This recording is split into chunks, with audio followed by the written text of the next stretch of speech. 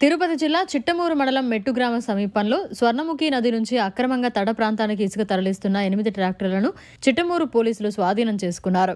ఈ మేరకు Chittamur sub inspector చిన్నబాలరామయ్య మీడియాతో మాట్లాడుతూ ఎలాంటి అనుమతులు లేకుండానే సూలూరుపేట తడ ప్రాంతాలకు ఇసుకను అక్రమంగా తరలించుకుపోతున్నారన్న సమాచారంతో ట్రాక్టర్లను స్వాధీనం చేసుకుని కేసు నమోదు చేయడం జరిగిందని వారిని కోర్టుకు హాజరుపరుస్తున్నట్లు ఎస్ఐ చిన్నబాలరామయ్య తెలియజేశారు. నమస్తే అండి, నేను తిరుపతి జిల్లా చిట్టమూరు పడతాను.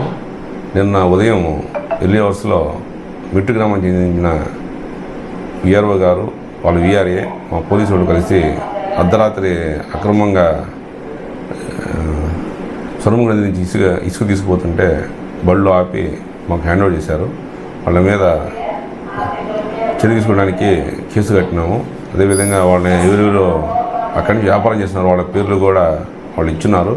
వాళ్ళ మీద చట్టపరంగా తగు చర్యలు తీసుకుని కోర్టు మీద పోటీ చేస్తాం.